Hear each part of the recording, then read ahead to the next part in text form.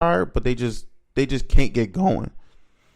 Like, and I really think they just need to figure out a way to get rid of just two of these players that should be getting a 30-minute a game player is reduced to an 18, 17-minute a game player.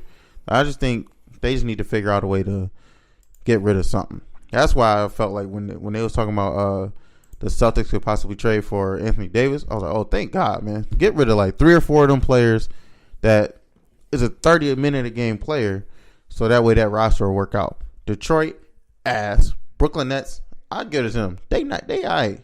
They came out of nowhere. Brooklyn is this year. They came out of nowhere. Quick side note: Brooklyn is a team to keep an eye on in free agency. I feel like they can make some good moves this offseason. They can. And Miami Heat, trash. Okay, now y'all got a under 500 team making the playoffs. The West has a 500 team making the playoffs.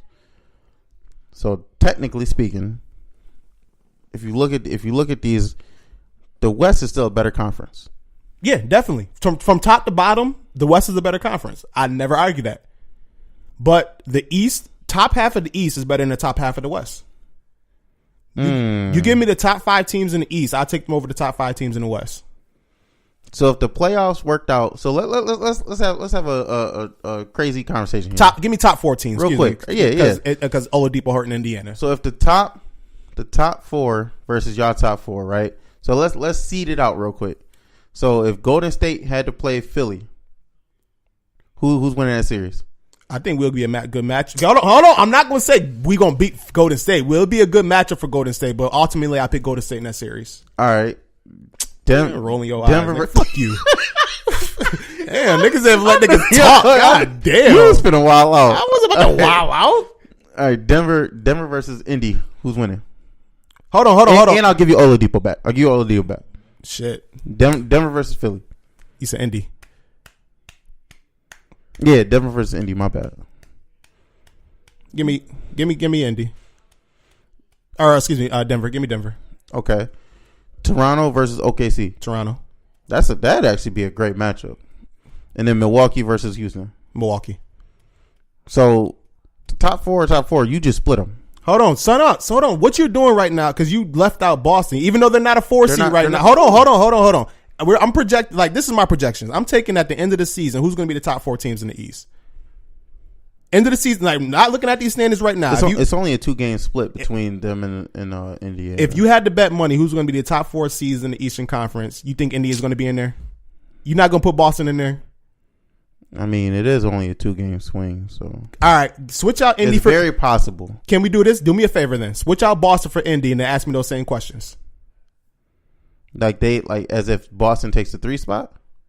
Or as Philly takes a 3 spot. So you would take Boston over Denver? Let me do this. 7-game series? Let me do this. Let me do this. Let's bump down Indy to the 5 seed, put Philly at the 3, Boston at the 4. Okay, so Boston versus Golden State. Boston versus Golden State. In a 7-game series. That's going 7 games. Give me Golden State. And then that would be Philly versus Denver. Philly. And then it will still be the same. And then the other 2 teams will win, like I said. Yeah. So the swing would have been Boston. I mean, y'all versus Denver instead of Indy versus Denver. Correct. Oh, that'd be tough. That'd be a good matchup. That would be crazy matchups, yo. That'd be crazy matchups. I would like if they did that. If they did the top 8 versus the top 8, and then they seeded it the exact same way they do it, like how we just did it. Yeah. Could you let's before the playoffs start? Yeah, I'm having mad fun right now. I ain't gonna lie. Yeah, before the playoffs start, let's do that. All Let's have a little, mix and match on how this shit could work. I'm with that. We'll do that with a few sports. That'd be a good episode. Yeah, that'd be a really good episode. Yeah, that'd be fun. That was a good conversation. But yeah, that's pretty much what I wanted to touch on the basketball. Philly gonna push Golden State to 7. We would. We would push Golden State to 7. We really would. See, y'all. The only thing I give y'all is that y'all is dumb lanky. So y'all will really give their guards trouble. Like I saw that game when y'all won in Golden State. That was a good game. Yeah, and you saw it. Like the length of y'all team is what really helps y'all make up for not being great defenders, but y'all so long that it helps you on defense. You don't necessarily have to be a great defender because you're so long. You can recover. But that's the thing. So thing with Philly as well. So real quick, we'll touch on that game. That first game we beat them in Golden State. Klay Thompson didn't play, and that definitely helped out a bunch. That helped out a bunch. I'm not gonna lie. But Embiid was DeMarcus Cousins wasn't back yet, right? No, he was. Oh, he was back. Embiid killed him. Okay. And that's my whole thing, man. They don't got anybody that can stop Embiid. Cousins is trash. Whoa, he is. And I know he's coming back from injury. I get it, but he's very slow, and he's a hindrance when he's out there defensively. Defensively. Let me preface my comments. He does not play good defense. He looks good on offense. He's about to eat Capella tonight. I'm sorry. We don't play Capella. What do you mean? We play today. You talk about Embiid? Oh yeah, he out. Yeah, Embiid's still out. I thought you talking about Golden State. My bad. Yeah, Embiid's out for tonight. Hopefully, I don't know, man. It's starting to look like Embiid might be done for the season. This fucking they said he'd be out for a week, and it's been like 2 weeks now. Knee tendonitis. They say he's gonna be back. They're gonna bring him back 3 games before the playoffs. Like, come on, man. I hope it's way sooner than that because we still got chemistry issues we need to work out. Y'all be all right. But right now, y'all pegged to play. Oh, Boston. Oh, never mind. Yeah, y'all need him back ASAP. Man, y'all gonna lose that one again. Seriously, Boston just got our number. I don't know what it is, man. Brad Stevens just fucking out coaches Brett Brown. Coach of the decade, man. That boy, nice, man. I don't know about coach of the decade. I know. I'm just talking. But he really nice though, man. He really gets slept on. His prowess as a coach is remarkable. He's probably I'd probably say he's the most valuable member of that team. Honestly, I feel comfortable saying that. He's probably the most valuable asset. Yeah, like of that team. Give me Danny Ainge. Yeah, I mean, kudos for putting the team together. I think it might be a without that injury to Gordon Hayward though. I mean, that like so much like you realize how much happened because of that injury to Gordon Hayward, man. Like Tatum would not have gotten nearly as many minutes as he did last year if he didn't get hurt, especially in the playoffs. Jaylen Brown last year wouldn't have gotten nearly as many minutes as he did last year. I mean, the injury to Kyrie propelled Terry Rozier. I mean, like they got the most gifted thing out of injuries you'll ever see. Like, that don't happen in sports. Like, when's the last time you can honestly say a star was born out of an injury? Like maybe Danny Granger when he got out and Paul George really became like that budding star. You just say Jason Tatum's a star? Oh, come on. Oh, he's a budding star for real. Budding star. Like he's a baby star. Like a real small one. Like a real small one. But it's coming. All right. I know that's that keep sleeping that on Duke fan coming out of you. Hashtag Duke Blue Devils, by the way. We did just beat who was that? Virginia Tech. Who was that we just beat? By 1 point? Yeah. Shit, I forgot. I forgot to. Oh my God, he was sick. That dude. Did you see the end of that game? Yeah. Where it rimmed out. Oh man, boy, that boy cried his way home that night. Yo. He cried in the car. Hell yeah, I can't wait for Zion. Zion gonna come back right during the ACC tournament though. Hey, I'm looking forward to this tournament. I'm looking forward to the NCAA tournament. Actually, we're gonna do a show on that one. I got my man coming from work. He's big into college basketball, so we're gonna do like a bracket and shit like that. I'm not too big on it, but Feature alert. I pay attention every now and then. I mainly pay attention to just Duke.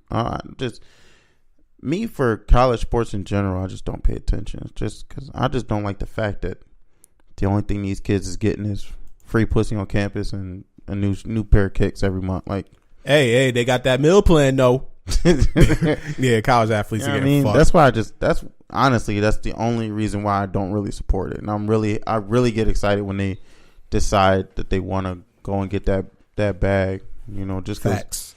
Facts. You've basically been getting used and abused for your talents for the last 2, 3, 4 years. So. For those who don't know, this is a pro player podcast. We're for the players. I am. We're for the players. That's why in basketball, honestly, I love to see them. This might sound weird, but not be allowed to go to the NBA straight after that 1 year. I feel like they should have to wait at least 2 years. But I do feel like they should not have to go to college. I feel like they should be able, the G League should introduce something where they can sign these players and keep them in G League only for 2 years and then let them come to the NBA. That way, they're making money. They're working with NBA already. Their talents are being used to promote the NBA, but also promote themselves, get themselves money, get themselves endorsements. You know, why sit here and give all these colleges millions of dollars and coaches millions of dollars where they're literally not getting anything? Like, come on, man, that's just not right. I feel like if they were to force to go, or not force, but if they were given an outlet for the G League, I feel like that would benefit both the G League, because they would get more views, they would get more money, the players would get money. I feel like it will work out for everybody. I would really like that. Yeah, that's the direction that they're leaning towards. You know, the G League now having that the top prospects can go straight to the G League, you know, earn a little bit extra money and, you know, get to train with basically NBA staffs. So they're going down that route. They're pretty much going down that route. I just want to see college players get paid. They bringing in millions of dollars to into the institution. There should be a players union, and they should be getting a piece of that pie. It's fucked up. It's fucked up. You can literally take a college athlete's face and market it all over the world and shit. Yeah. And then they don't get a piece of that pie. That's bullshit. It 100%. It should be more options. It should be that's the whole thing we're here. Like what we're saying. It should be more options available to these players. Not just, I hate the whole sentiment, oh, just go overseas. Why the fuck should they have to go to a fucking foreign country to go earn pay for play when they can stay here in the United States and do it? That's what it should be. So real quick 2-minute theoreticalness, okay? So would you pay by talent? Would you pay by grade? Like, how could you do it so it could be fair for everyone, but or is it like, okay, it's only fair for everyone if a kid is way more talented than everybody else, that's kind of something he just has to, you know, deal with, you know. Like, say if in basketball you get a Zion Williamson come in, so he's on the freshman pay scale, but then you got the seniors making the senior money, even though they're, you know, 8 minutes a game, 2 points, 2 rebounds a game. Does the freshman still have to make the freshman money, or does the freshman get paid based on performance? Or I think it should be like a pay system where they have to sign just based on like how they're ranking, like how they do it in free agency in the NBA. Like there should be like a cap. There should be like a salary cap.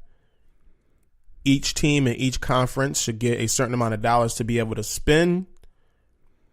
So then, actually, you know, all the small market colleges will then get erased. Because then, that's the issue with that one. Honestly, I don't know. I have to think about that a little bit more before I give you an actual answer. But there should be some type of pay scale, and I'd be okay with it being year by year, like, you know, freshman, junior, sophomore, all that stuff. Yeah. Because I think if you keep it going like that, players who might be on like a fringe player in either sport, you know, football or basketball, I think that would kind of give them a little more incentive to go that extra year to, okay, well, at least I'm getting some money. At least I can, you know, perfect my craft before I make that jump. Yeah. You know, for a player that might end up undrafted in either sport, or, you know, they know in their heart that, all right, like, this ain't the best thing for me right now. I can at least get a little bit more money next year as a junior or sophomore or a senior.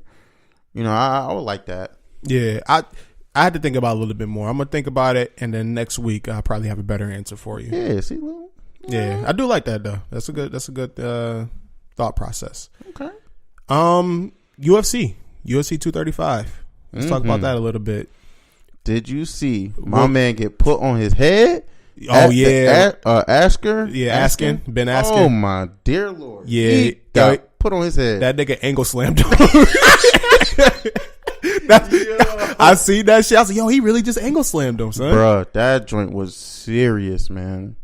That I thought the fight was gonna be done. I don't know how he got up. He was out for